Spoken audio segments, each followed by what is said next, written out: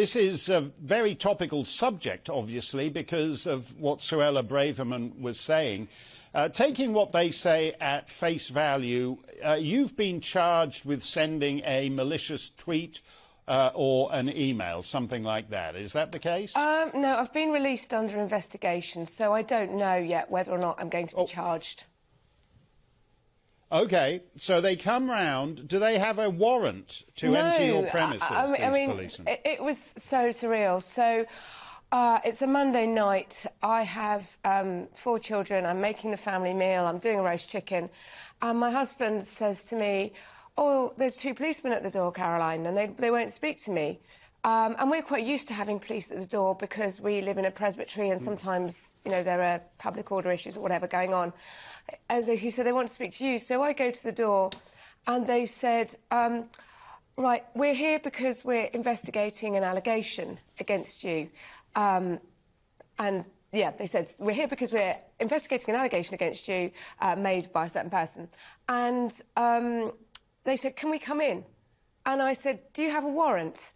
And straight away, this burly policeman put his hand onto my front door and said, yeah, we saw that. We don't need one. We don't need one. And just basically barged his way in. And they said, we are arresting you. Are you, by the just let me ask you on that, because as I understand the law, it's a little different in Scotland, but in England, Wales and Northern Ireland, I understood it to be that unless there was a serious charge, they were required to get a serious crime, and they were going to arrest a criminal accused of a serious crime, they were required to have a warrant. Have you been informed that that's not the case? Yeah, I'm not entirely clear, so I don't want to opine and give incorrect information. But I was basically, they have to have a reasonable reason to arrest you.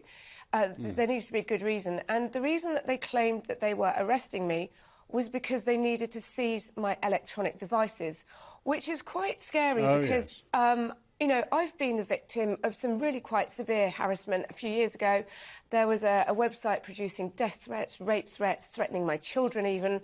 And the police said, oh, we never seize electronic equipment. It has to be terrorism. So, you know, there they are seizing my devices. And they said they had to arrest me in order to seize my devices. Well, OK, if they had to seize my devices, they know I have children.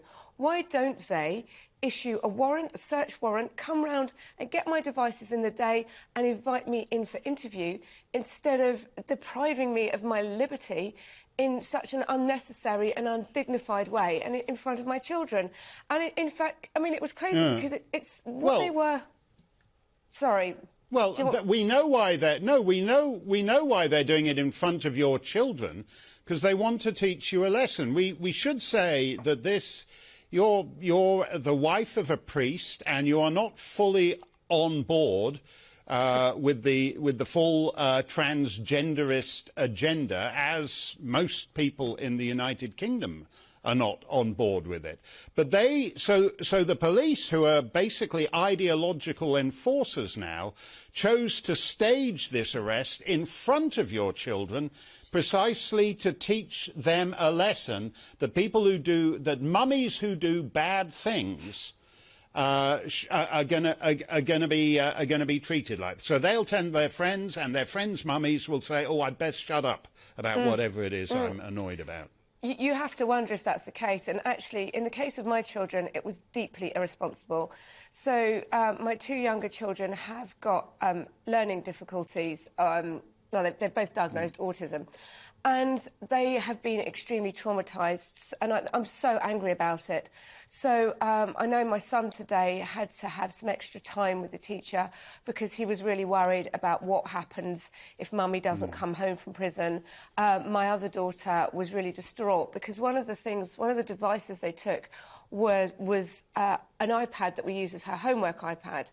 And one of the things that she's very obsessed by is Harry Potter, and she uses Harry Potter, the Audible books. They're lovely, actually, narrated by Stephen Fry. She uses them as a soothing thing. And the iPad has her entire Harry Potter collection on, and basically it's like the police have taken away her homework Harry Potter iPad, and she doesn't understand. And the reason that they took that was because they said, do you, Mrs. Farrow, have access to that device? And I said yes. So into the evidence bag it went. I mean... Yeah. Well, and while we're on the subject of these computers, they also went... your husband is a priest. They went and demanded to go into the parish office and seize the computers there. Now, there's no... What you were then arrested and taken to Guildford Police Station, which we might be coming to, and we might do a mass demonstration out there, because this goes on every week up and down the realm, and it's getting worse and worse.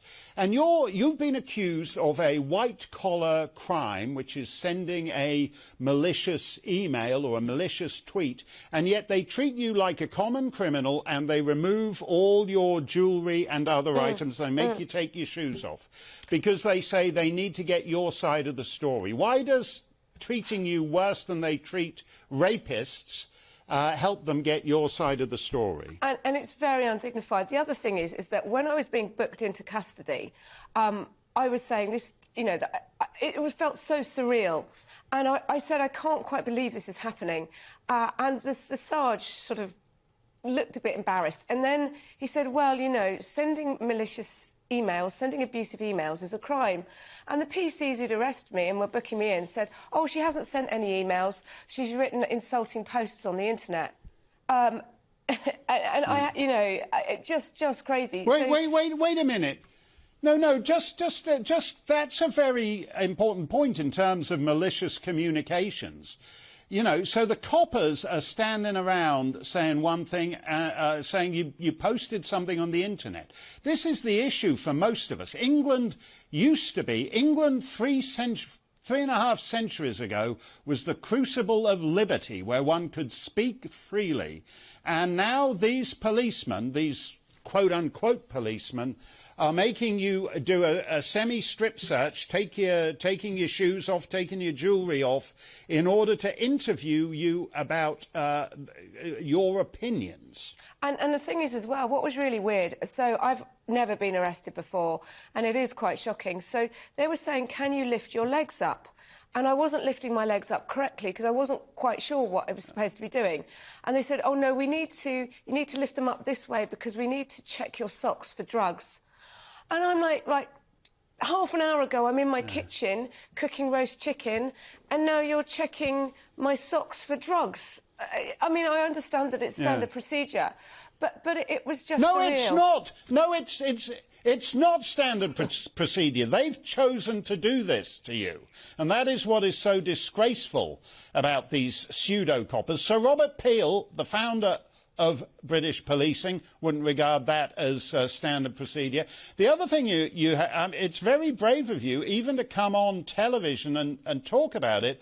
Our friend Samantha Smith from Telford came on TV to talk about her experience with the West Mercia police, and then they went round and bullied her and intimidated her the next morning for daring to come on television and tell the truth about these third-rate coppers. I wouldn't be surprised if they come round again, Mark, because one of the things they said to me was, oh, why do you want to talk about what's happened? And I said, because I think it's a scandal and an outrage. And they were trying to sort of warn me off saying anything, but I just thought, you know, I need to say what's happened here. This is a scandal, this is an outrage, you know, and actually we need people